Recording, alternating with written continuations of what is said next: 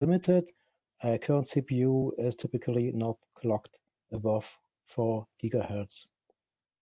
The industry sidestepped that problem with introducing multiple cores per die, but following Amdahl's law, this parallelism also has limitations, so having more than 32 cores per CPU maybe doesn't make too much sense. Now, the question is how we can still profit from the increasing number of transistors, and the specialization of silicon seemed to be a new promising way to go. Specialization means accelerators, that means not generic CPUs. With that, the industry starts to design architectures with a specific class of application or computation in mind. Next slide, please. So, what are the silicon alternatives for the rapid enterprise-ready specialization of silicon? On the left side of that picture, you see the good old CPU. That one is not specialized at all, but very flexible with limited efficiency. That's where we started from. The next, to the right, is the GPU. It is efficient at processing the same set of operations in parallel. So it's simply a single instruction, multiple data machine. It has a well-defined instruction set and a fixed word size. Further to the right, we find the field programmable gate array, the FPGA, which is effective at processing the same or different operations in parallel. So it is a machine which shows multiple instructions on multiple data. It does not have a predefined instruction set, though, or it doesn't have a fixed data width. Far right out, we have something which is even more efficient per silicon, which is the ASIC, and in France, that system is not programmable, that architecture is not programmable, and that we are not talking about this today. Next slide, please. So, what is the goal of the project of Cloud FPGA? The main goal is to deploy FPGAs at very large scale in hyperscale data centers. Very large scale doesn't mean hundreds of FPGAs, but thousands to 10,000 of them within one data center. And we want to provide those FPGAs in a cloud environment. Cloud environments come with specific requirements, which I have listed on the left side. I do not read them all out, but I will give a summary. Besides of flexibility, security, and on-demand availability, it's all about the economics of scale. Next slide, please. With that, so we are not talking about FPGAs in a server box. We looked around at the start of the project, and the densest system we could find was the one depicted here on the right side. This system is not going to work in a cloud data center, since if you, for example, wanted to make available 1,000 FPGAs, we would need 12 racks for that, where we would spend 10 million on it. And that's because we would have high-end FPGAs, we would have many CPUs, and besides of that, we would need lots of energy to drive such a system. Next slide, please. So Cloud FPGA in a few words. What do we want to do? We want to break the master-slave connection between CPU and FPGA. We want, in principle, standalone FPGA operations. We want to disaggregate the FPGA from the server and let the FPGA-based computing scale independently of the number of CPUs. So we want to let them come and go, power them on and off quickly as far as we need them currently within our data center. So with that premises, we must have the FPGA network attached, and the network must be easily configurable to connect a bunch of FPGAs using any preferred topology.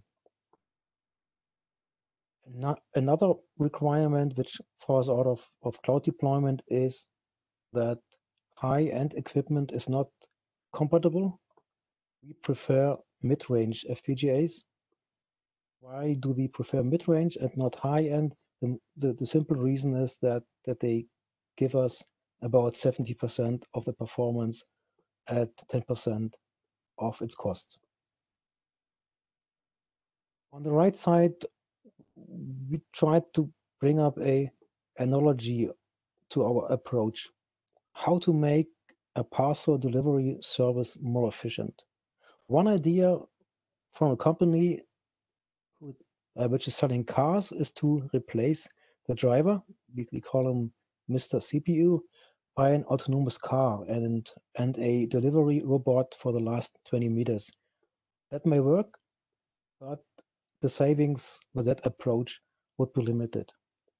Another maybe better idea from a company which is not selling cars is to let the man not be laid off, but to fly Zeppelin, which would be much more fun than to be laid off, and fly the Zeppelin over the city of delivery, and then send drones to deliver the parcels to the destination.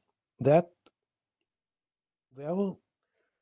may limit the size of the parcels, but for maybe 90% of the size of parcels, that idea would be sufficient. And for the rest of the 10%, we could ask this sender to disassemble and send multiple small packets. Next slide, please.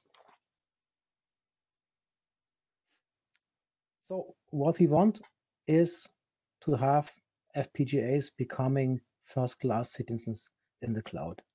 On the left side, you see what most of providers and vendors are doing these days if they deploy FPGAs.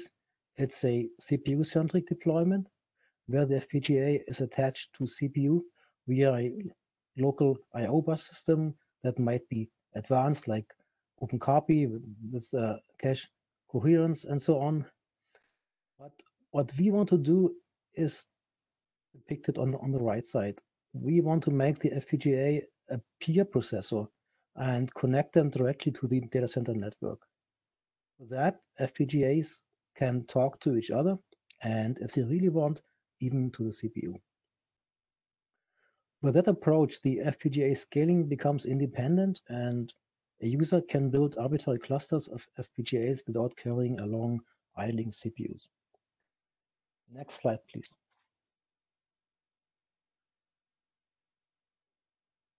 So with that, we want to share our vision on how to do the integration.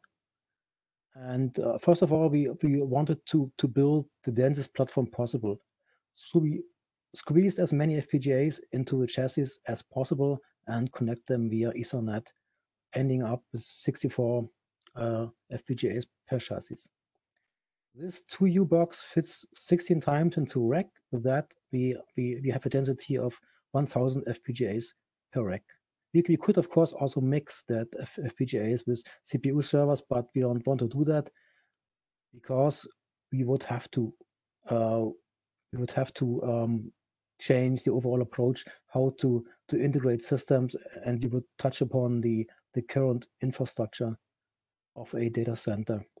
With that, this little blue man would ring at your door and tell you can advance your data center without touching what you have. You just have to connect this new rack to your data center and you are all set. This is a very non-intrusive way to give FPGAs to the data center. And you see it on the far right, the data center would become a mix of hyperconverged servers here in white and FPGA racks in yellow. Next slide, please. With that idea of an infrastructure comes our cloud deployment vision. How do we fit into the cloud service model? The simplest model on the left side, number 1, is just to provide the infrastructure. So the user would here download the provided by us cloud FPGA development kit, developed his ideas, and rent one FPGA where he runs his application controlled by a virtual machine. More interesting is the second approach, depicted numbered as 2. We can provide a bunch of FPGAs plus one control entity to run the program. For a company which does some gene folding and wants to run its kernel on 100 GPUs, this user would just need one container with maybe one CPU and to distribute the load, and then have its 100 FPGAs crunching the data. This is of course much cheaper than a FPGA CPU integrated model. Number 3 is an even larger FPGA deployment where we want to serve more value-added services like inference with pre-trained models to do surveillance, use checking, or whatever. Think of a ResNet 50 model, which is a layered architecture which nicely maps to a cascade of thousands of FPGAs. And far on the right side, that's a future, or it's an idea how we could extend the use case. It's basically deploy that infrastructure to serve a serverless framework where individual serverless functions nicely map to individual FPGA instances. Here, a serverless data flow graph might nicely map onto a chain of FPGAs with individual programmed functionality. Next slide, please. We're moving on to the architecture and design choices, looking first at the hardware which was developed.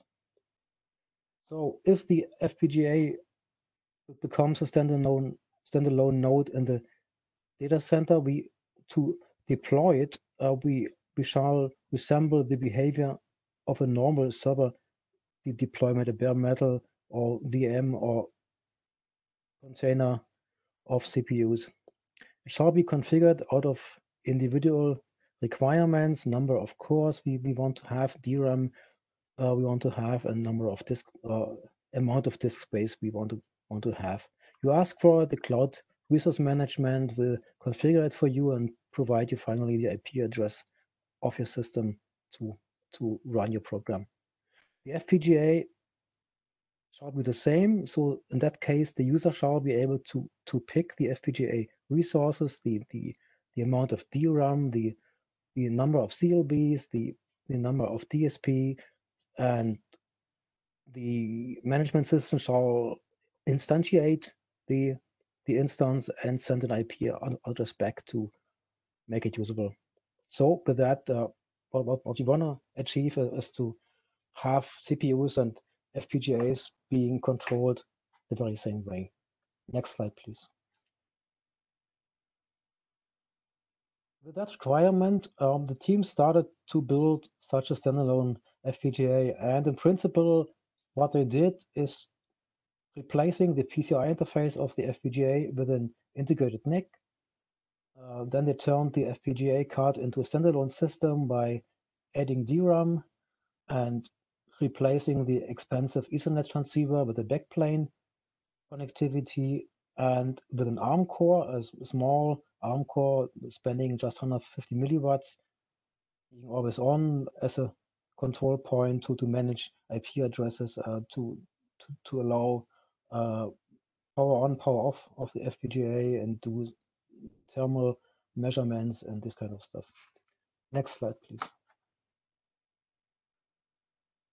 So since we do not want to pollute the network with thousands or 10,000s of these small FPGAs, each with a port at the data center, we are packing them densely. So we are packing 32 FPGAs into one slot with one Ethernet switch on it, and and that slot fans out this the same exactly bandwidth as these 32 systems, namely 8 times 40 gigabit Ethernet. Next slide, please. So this is how the complete 2U unit looks like. We have 2 slots within one 2U 19-inch, 19 centimeter height unit. It is water cooled, has a copper heat sink per FPGA and per switch. This is very silent and very efficient. And what you see on the far upper left is a single control point. This is a little Linux system running on a mini ITX form factor board, which is used to control the chassis. Next slide, please.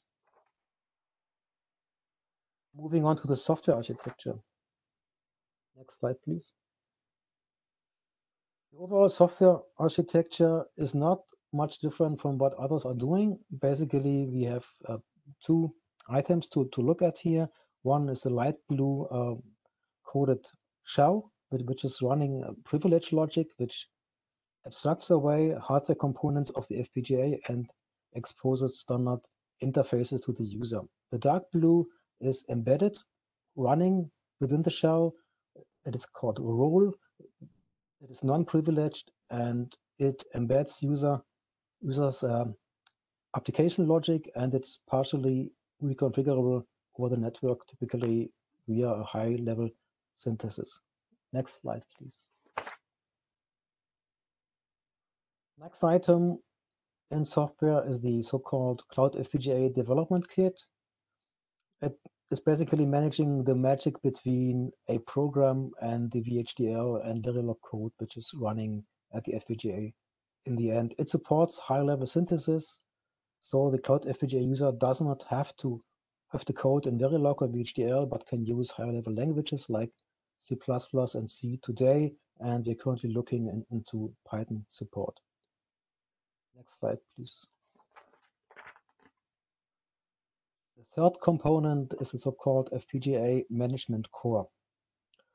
This FPGA Management Core controls loading and activation of application code. So basically, it loads and starts the so-called bit file. And since we do not have a PCI bus at this FPGA card, we have to somehow find a way to feed the program into the FPGA card. And this is done via a little stripped down HTTP server running within that management core, and which is talking REST API, understanding the usual post, get, and put operations to load arrays, code, and set, read other information such as routing. This management core is not directly accessed by the user, but used by the data center resource manager. Next slide, please.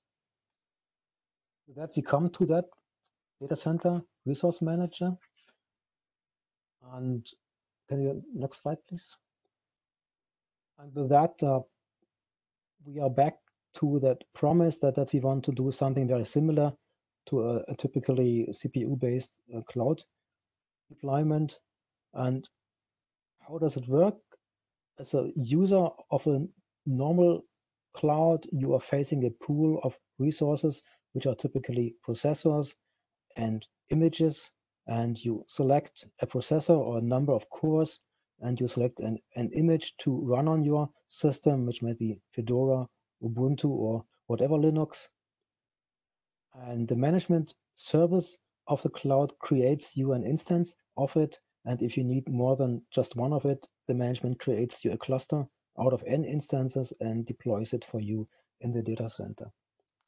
Next slide, please. So we want to be very similar for the FPGA data center case. So the only difference here is that we have a database of bit streams and not of images. So the bit stream becomes the image, and the instance is now a FPGA running a bit stream and not a CPU running a Linux.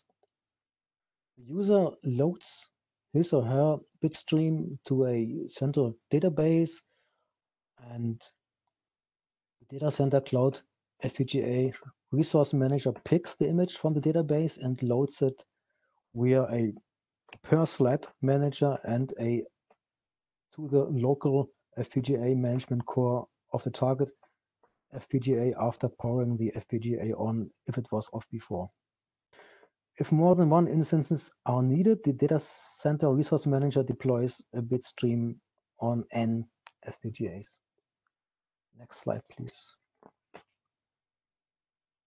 As I said earlier, all control is based on a RESTful API, which is quite handy, and which even allows a nice graphical interface, which is depicted here. You basically post an image or a group of images, and they get deployed on the hardware you want to have. And you get back your IP address or the number or a number of IP addresses if you deploy more than one bit field, or if you want to use more than one FPGA. And with that IP addresses, you are ready to use your FPGAs. Next slide, please. Now let's look into two examples of how cloud FPGAs deployments are possible within our on-premise test data center. Next slide, please. First is a very simple example where we run a hello world program with a single FPGA. The user would download the development kit to work remotely on its desktop, or would use a virtual machine within the cluster. It would set up a VPN client. It would create an OpenStack project as a private network where you would deploy its FPGA. He would develop and simulate. He would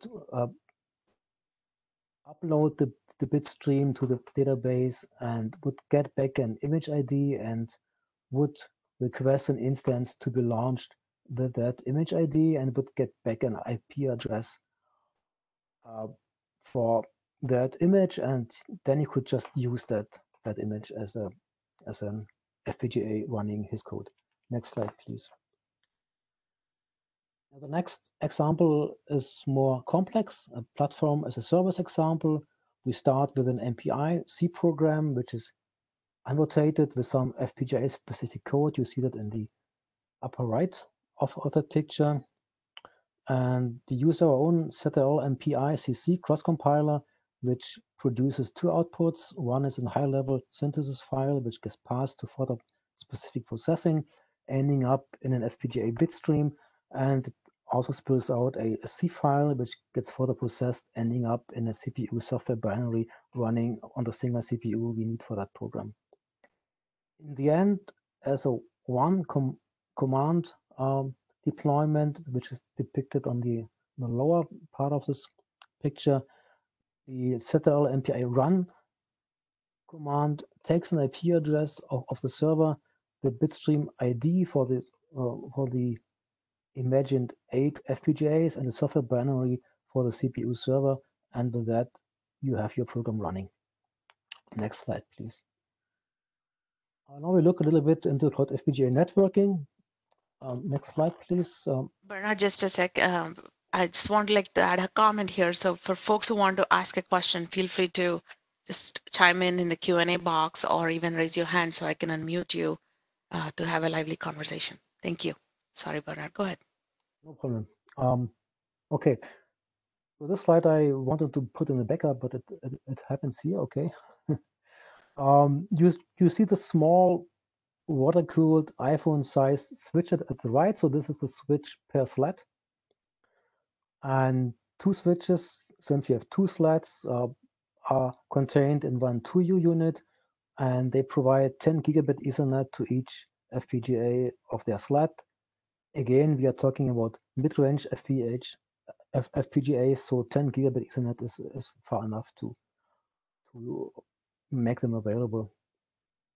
And as you see in the graph above, there is besides of the direct connection between the FPGA and the switch port, there is also a redundant link going from left to right, which basically allows to have FPGA still accessible if one of the two switches dies.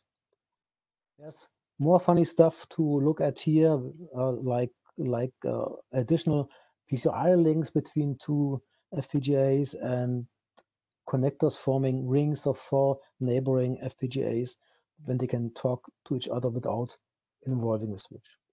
Next slide, please. Looking into the per network card communication stack, what do we have here? First of all, it is part of the shell, so it's running in privileged mode. We don't have user level networking. It's based in the shell, so it's privileged and cannot be changed by the application currently. This communication stack implements 10 gigabit Ethernet and a TCP/IP and UDP/IP stack, plus it's accompanying protocols like ICMP and ARP. That communication stack per FPGA can drive up to 10K connections, and it supports both active and passive connection management. It consumes 50% of the FPGA logic. Again, it's a mid-range FPGA. On a larger FPGA, it might be less than 50%. Next slide, please.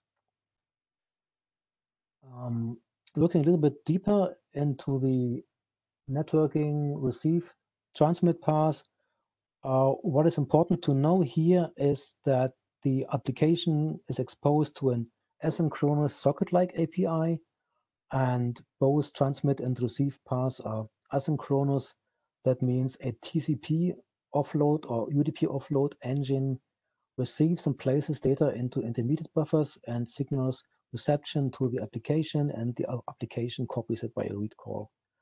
There is a performance optimization for small number of connections. If the application can consume the data immediately within the upcall, there is no data copy. As you see, this architecture is ready for RDMA. It is asynchronous, and it does one data copy, which is not really necessary if you would talk RDMA and if you would have the semantics of the RDMA protocol to directly place data into application buffers and to fetch data directly from application buffers on transmit. But we need someone who would write us the IWARP or Rocky implementation on top of TCP or UDP, and we would need someone who is willing to extend the application API to speak libfabrics or libIBverbs, and feel free to contribute if you're interested. Just talk to us. Next slide, please.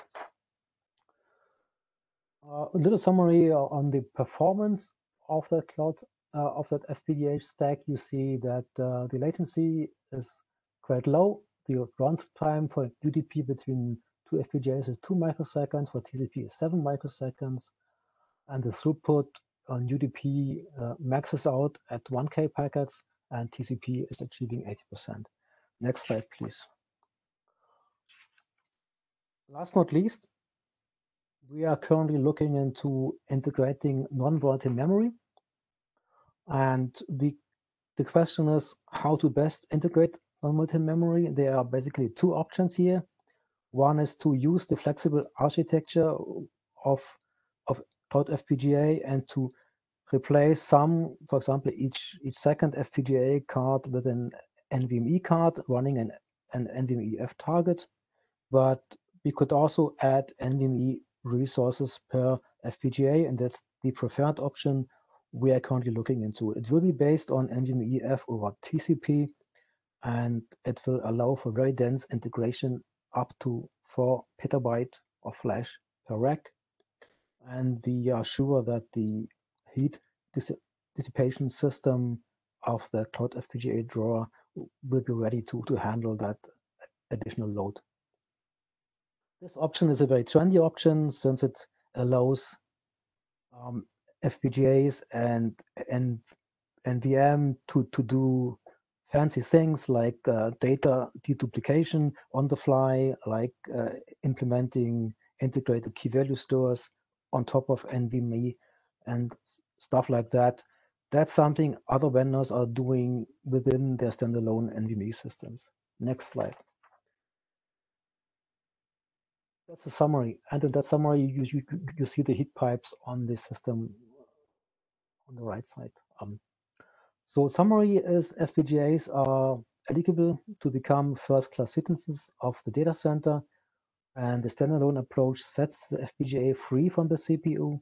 It allows large deployments of FPGAs independent of the number of servers, and it promotes the use of medium and low-cost FPGAs in the cloud.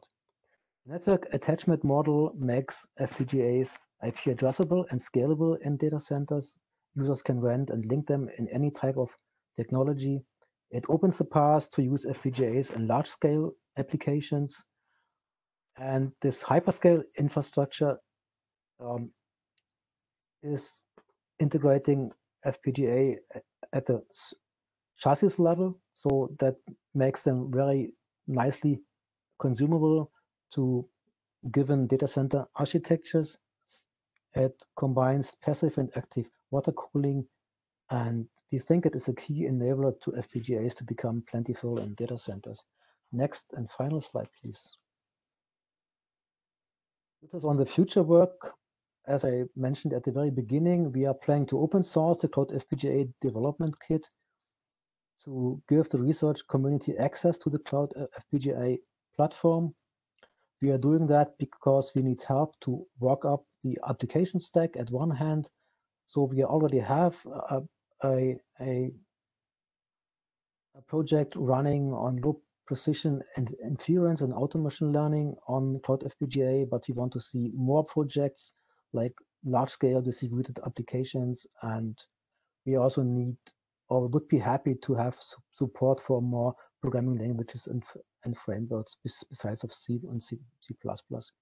At the other hand, we also want to work up the system stack. We want to integrate with function as a service deployments, serverless computing frameworks like Apache OpenWhisk or Knative.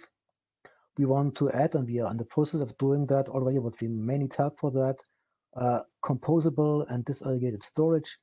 We want to deploy lighter and faster data center network protocols like TCP/IP, and as I mentioned before, we would like to add RDMA protocols and APIs. And besides all that, that architecture is open to expand the number of Xilinx-based modules, and is also not married to Xilinx. It could also support other FPGA vendors. And finally, we want to share the whole Cloud FPGA platform architecture design in the same way as Open Compute Platform is doing it. So we hope to spread the idea of Cloud FPGA with that measures. That's all from my side, and a little bit over time. Sorry about that. Is there any question? I have not seen anything come through yet, Bernard. So let's give. Oh, there it is. Arnold. Maybe this was too much material for the 30 minutes. No, it was good. Actually, we do have a question. So hold on, please. Arnold, I'm going to go open your mic. So there you go. You can actually ask your question real time. Be good for someone else speaking other than my voice, I guess. Can you try your microphone? Arnold? Oh, there. You muted yourself. Try again. Yes. Okay, we cannot hear you. So I'll go ahead and read the question. The question that came in is, what applications have been ported to this platform? Question number one, type or class of the applications, anything you can mention? So the biggest thing, probably what we have running is the MPI suite. So we have that MPI compiler, and we can run MPI applications on top of it. And I would have to ask, maybe you can unmute him, because I have seen him as the attendee. We could ask. Yeah, his microphone is open from my side. It's just something technical problem, I guess, on our side. Okay. I don't know what else do we have. Okay, so the next question is, for the application ported, have you done any comparative studies between an FPGA platform and a GPU or a CPU-based platform?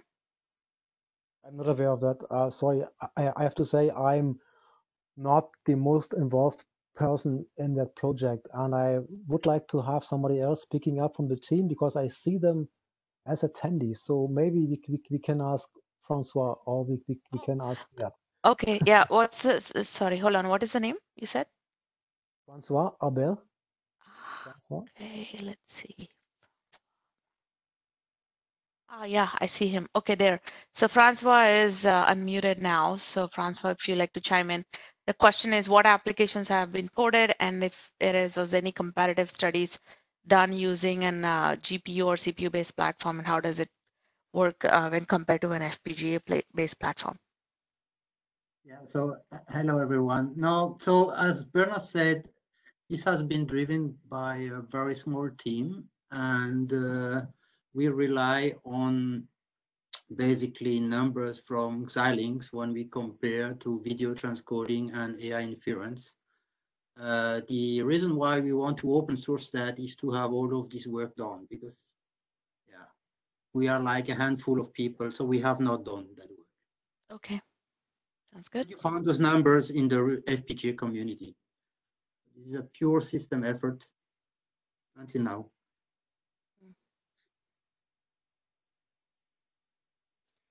Okay, thank you for that. Any other questions from the audience?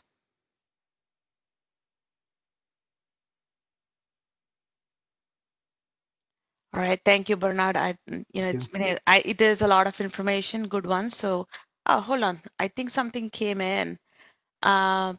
Here, is there any type of application not suitable for this type of infrastructure? Not suitable, that's difficult. Okay, you have to think of it. This is like a server. You don't have to know that there's an FPGA at the other hand. You have now a TCP/IP stack in hardware, so people don't like it. But if it's in hardware, we have latency close to RDMA. So you talk to an FPGA like you would be talking to a server. So now you can dream of anything else. That's why we go after serverless computing. We think a lot like Lambda function from AWS or Cloud Function from IBM. This is what we think is could be suitable if you operate a data center, of course. All right, thank you, Bernard. Thank you, Francois. Those were the questions for you today. So I'm going to move to the next presentation in interest of time. The next speaker we have is going to talk about OFI and how to enhance it for invoking acceleration capabilities on an integrated networking FPGA platform. Venkata Krishnan is going to be joined along with two other speakers, Mike and Olivier. Venkata Krishnan interest is in microprocessor architecture and accelerators and networking. He has a BTech from IIT Madras, quite reputable, along with a PhD from University of Illinois at Urbana-Champaign in computer science. Prior to joining Intel, he had held positions in Dolphin Interconnect as a CTO, research scientist at DE Shaw, and also as a fellow at AMD. It is my pleasure to welcome Venkata. Here, Venkata, go ahead, give a try to your microphone. Thank you.